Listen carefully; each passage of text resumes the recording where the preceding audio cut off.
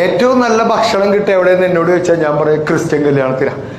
എന്ത് ഫുഡാന്നറിയോ? ഓ ഇവരുടെ പക്ഷേ വിശന്ന് കൊടല് കരിഞ്ഞിട്ടേ തരുള്ളൂ.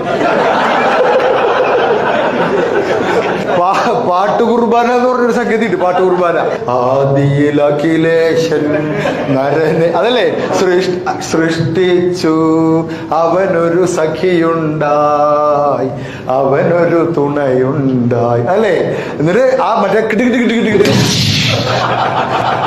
ഹിന്ദു കല്യാണത്തിന് പിന്നെ കെട്ടണ്ട് നടന്ന അവിടെ പൊട്ട് നടക്കും. കെട്ടെല്ലാവരും കാണും കേട്ടോ. അതാണ് ഹിന്ദു കല്യാണത്തിന്റെ ഒരു ഗുണം. കല്യാണ ചെക്കനെ പെണ്ണിനെ കാണും. മുസ്ലിം കല്യാണം എന്തൊരു സുഖം എന്ന് പറയും. ഒരു സൈഡിൽ കെട്ട്, താലി, മാല, അത് ഇത് അതൊക്കെ നടക്കും. ഇപ്പുറത്തെ സൈഡിൽ ഫുഡ് അടിയും നടക്കും. അതും ഇതും തമ്മിലൊരു ബന്ധവുമില്ല.